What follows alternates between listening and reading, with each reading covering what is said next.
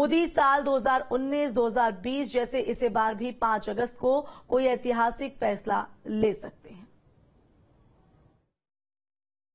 जब मैं जम्मू और कश्मीर बोलता हूं तो पीओ को इसके अंदर ही आता है। एक सेकंड भाई, सुनिए तो आप मुझे बोलने नहीं देंगे। आप मैं स्पष्ट करता हूं। माननीय मंत्री जी प्लीज।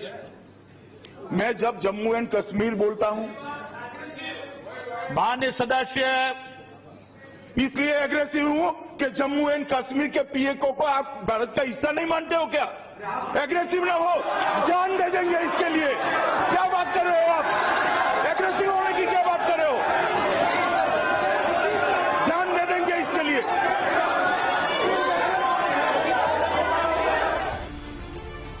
सदन में दिया गया गृह मंत्री अमित शाह का यह बयान भला किसे ना याद होगा। अगस्त 2019 में लोकसभा के अंदर दिया अमित शाह का यह बयान अगस्त महीना आते ही सबके दिलो दिमाग पर आ जाता है। हर साल अगस्त महीना आने पर सबको केवल एक ही तिथि 15 अगस्त का याद रहता था, लेकिन नरेंद्र मोदी सरकार के दूसरे कार्यकाल में कुछ ऐसी महत्वपूर्ण और अविश्वसनीय अकल्पनीय घटनाएं हुई जिससे एक और तिथि हिंदुस्तानियों के लिए खास हो गई। वो तिथि थी 5 अगस्त की।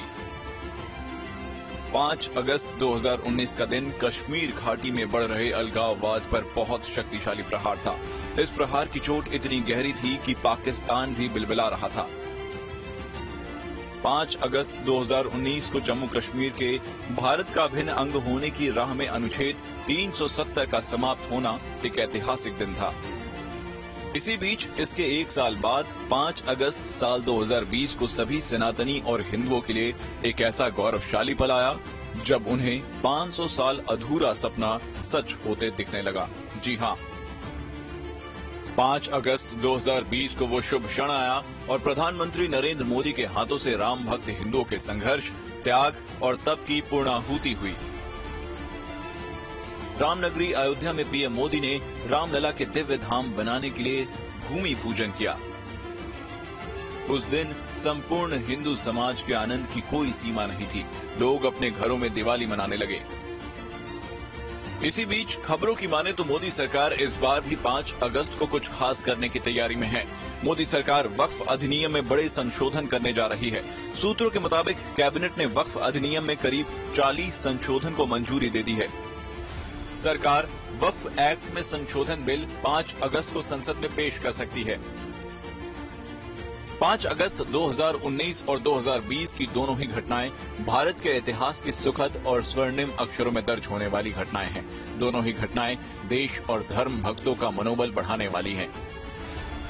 इसी बीच 5 अगस्त को वक्फ अधिनियम में बदलाव संबंधित विधेयक सदन में पेश होते ही 5 अगस्त को बड़े फैसलों की हैट्रिक लग जाएगी।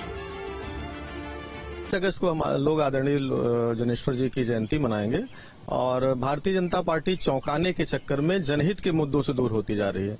कम से कम उसको जनता के जो मूल मुद्दे हैं, जो जनहित के जन सरोकार के मुद्दे हैं, महंगाई, बेरोजगारी, भ्रष्टाचार, लगातार लीक होती परीक्षाएं, नौजवानों को नौकरियां न मिलना और जो संविदा पर दे रहे हैं उसमें आरक्षण का पालन न करना, इन मुद्दों पर ध्यान देना चाहिए, न कि चौंकाने, सेंसिटिविटी और खबर देने के। मैं सिर्फ एक बात जानता हूं कि इस देश में 67 लाख बच्चे दोनों टाइम खाना खाए बगैर सो जा रहे हैं।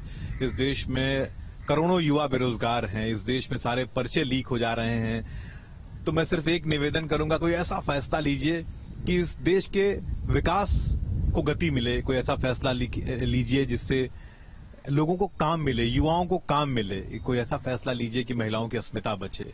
कोई ऐसा फैसला लीजिए। कोई देश बांटने वाला, नफरत का, विभाजन का फैसला मत लीजिए। देखिए, भारतीय जनता पार्टी ने चाहे धारा 370 हो, चाहे प्रभु राम का मंदिर हो, ये सब हमारे कोर बिंदु थे।